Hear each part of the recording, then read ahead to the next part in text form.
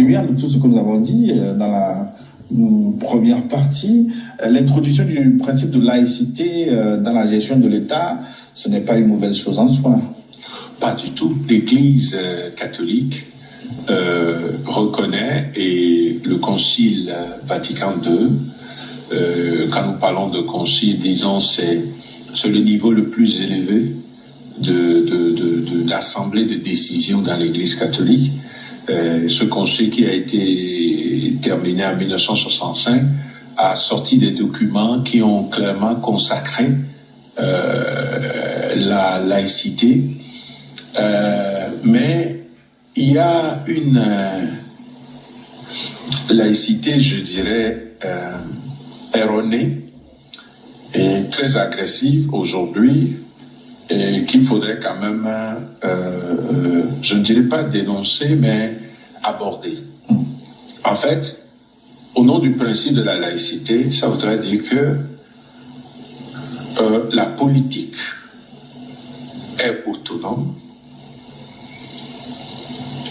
la religion ou les églises sont aussi autonomes. Mais c'est ce que je disais tout à l'heure, on ne peut pas parler d'indépendance parce qu'il y a un entrelacement nécessaire. Imaginons que le prince ou le chef de l'État soit d'une religion.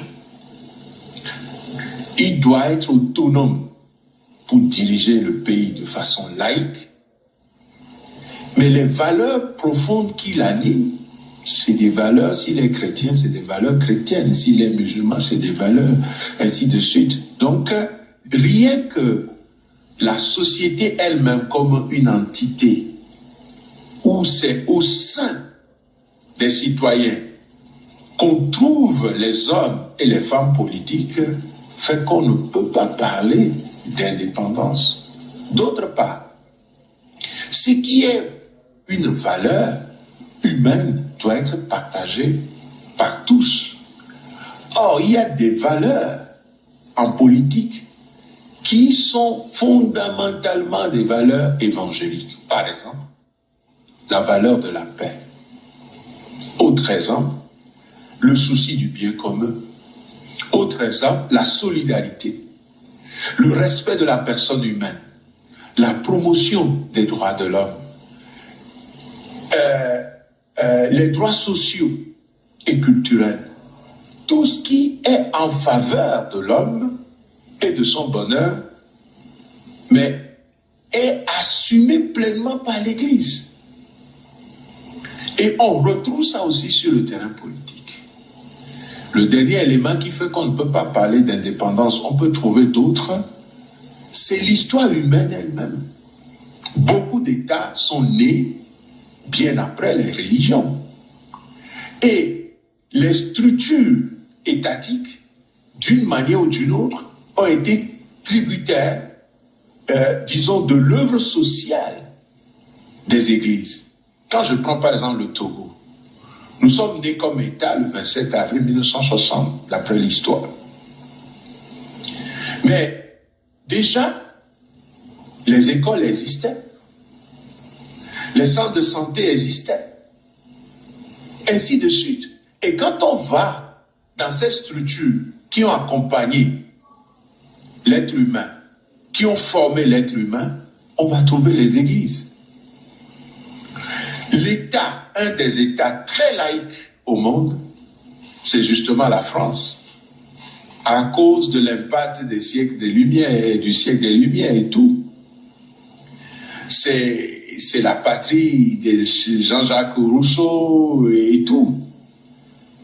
Mais, par exemple, en France, l'État français, à travers la loi d'Hébreux par exemple, va s'engager avec l'argent public à payer le salaire de tous les enseignants qui travaillent dans des écoles confessionnelles par exemple.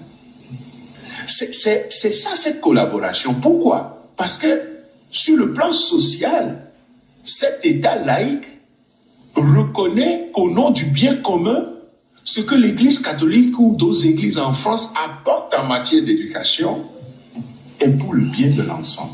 Donc, on ne peut parler que d'autonomie. À mon humble avis, je ne suis pas politologue, encore moins historien des idées politiques. Mais, pour ma petite intelligence, la laïcité prône cette autonomie de ces deux entités. Moi, je dirais plutôt indépendance de façade. L'exemple français que vous donniez,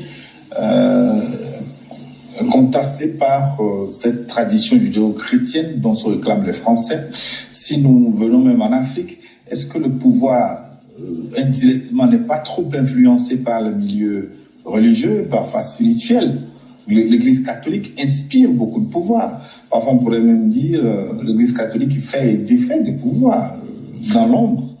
Bon, je ne saurais l'affirmer, mais vous êtes journaliste, si vous le dites, certainement que vous avez des preuves.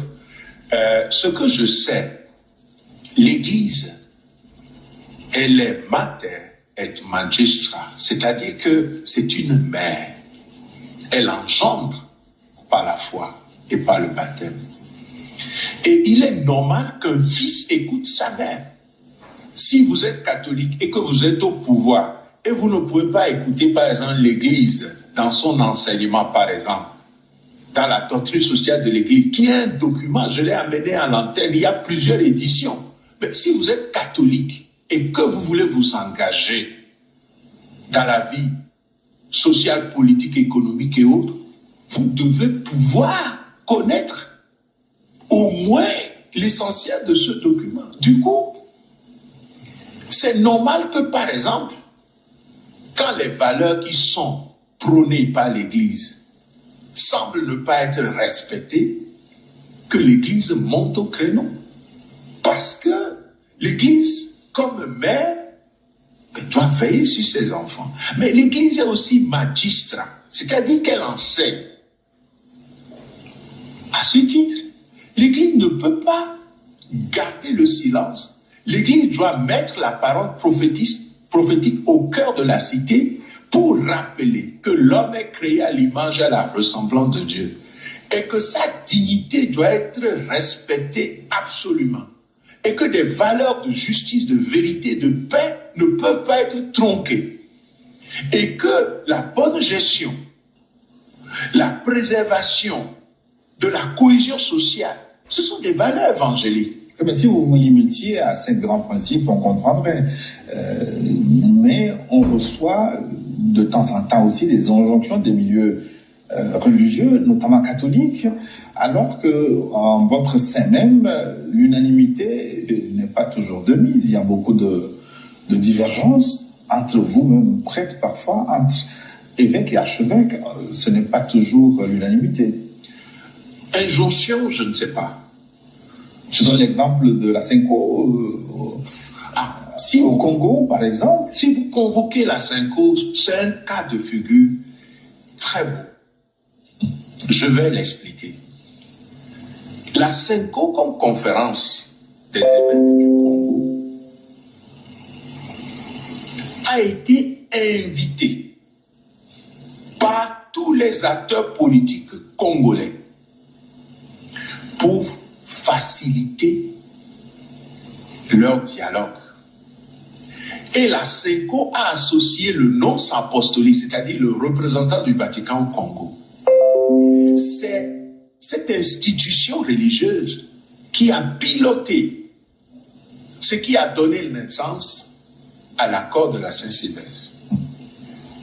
Ceux qui sont en train de nous suivre, ceux d'entre eux qui sont sincères, peuvent reconnaître que quand tu as été facilitateur ou médiateur dans un accord, vous devez mettre en place le mécanisme de suivi. Et des fois, pour ne pas dire toujours, le facilitateur ou le médiateur a un mot à dire aussi, puisqu'il a piloté tout le processus.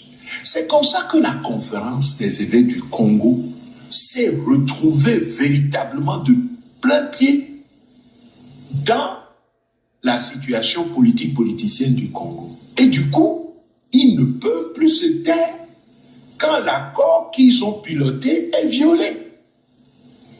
Deuxième élément qui fait que cette conférence a pu parler, et vous avez dit injonction.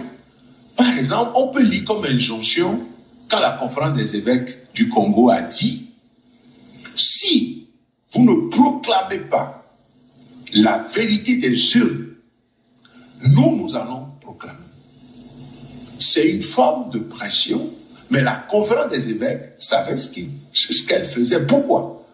Parce qu'ils ont eu la possibilité d'observer les élections.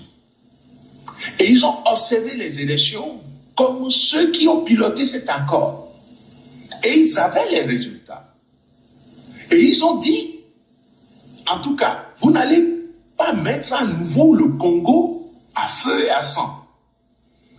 Proclamer la vérité des urnes. Sinon, nous serons obligés de le faire. On a vu, ils ne sont pas allés au bout de la logique. Non, ils ne sont pas allés au bout parce que ils ont rappelé à l'ordre. Ça, c'est leur mission. Ils ont rappelé à l'ordre.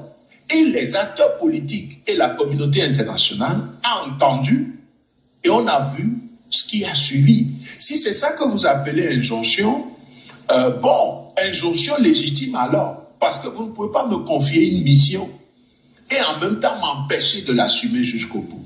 C'est le cas du Congo.